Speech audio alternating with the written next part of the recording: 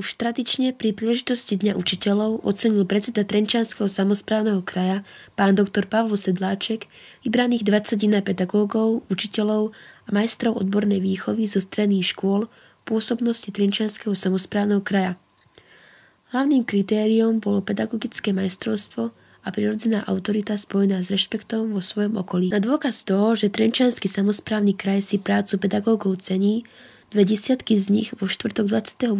marca 2013 v priestoroch Strednej odbornej školy podnikania v Trenčíne prevzali ďakovné listy predsedu Trenčianskeho samosprávneho kraja za obetavú a tvorivú pedagogickú prácu.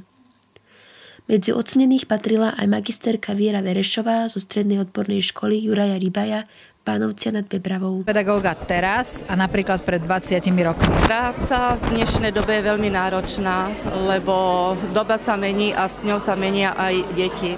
Ale keď vám mám pravdu povedať, nemenila by som toto povolanie, znovu by som si vybrala toto povolanie a učila a vychovávala tie deti. Tak som veľmi rád, že medzi ocenenými pedagógmi je aj učiteľ našej školy Vierka Verešová. Nepochybujem o tom, že si ona ocenenie za svoju dlhoročnú aktívnu prácu učiteľa zaslúži.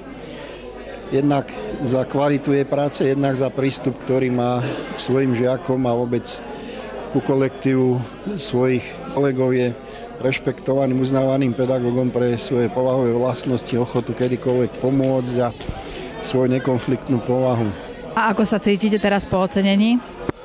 Veľmi príjemne a som rada, že som sa zúčastnila tohto podujatia a že si ozaj niekto ocenil túto moju náročnú prácu. K téme Dňa učiteľov by som rád dodal aj to, že mrzí ma to, ale myslím, že je to tak, že to, čo poviem, bude vnímané pozitívne aj väčšinou mojich kolegov alebo našich kolegov, všetkých učiteľov, že je škoda, keď si politici na vysokých miestach, ktorí o veciach reálne rozhodujú, keď si na učiteľov a ich prácu spomenú len raz za rok.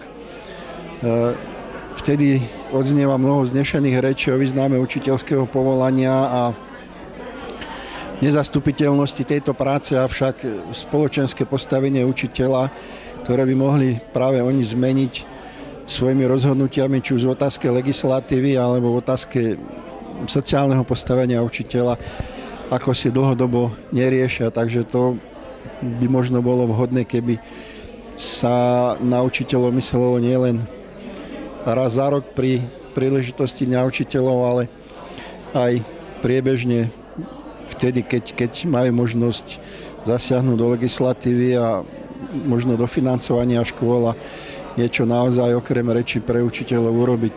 V 45 školách zriaďovateľskej pôsobnosti Trenčianskeho samosprávneho kraja pôsobí momentálne 2135 pedagógov, ktorí sa starajú o vyše 22 000 žiakov. Ich práca je mimoriadne náročná a okrem neustáleho doplňania vzdelania vyžaduje nevšetnú mieru trpezlivosti a psychickej odolnosti každého učiteľa. A ich zásluhou sú viacerí študenti z našich škôl úspešní na celoslovenských i medzinárodných vedomostných olympiádach či súťažiach zručnosti a dôstojne reprezentujú náš Trenčiansky samosprávny kraj nielen na Slovensku, ale aj v zahraničí.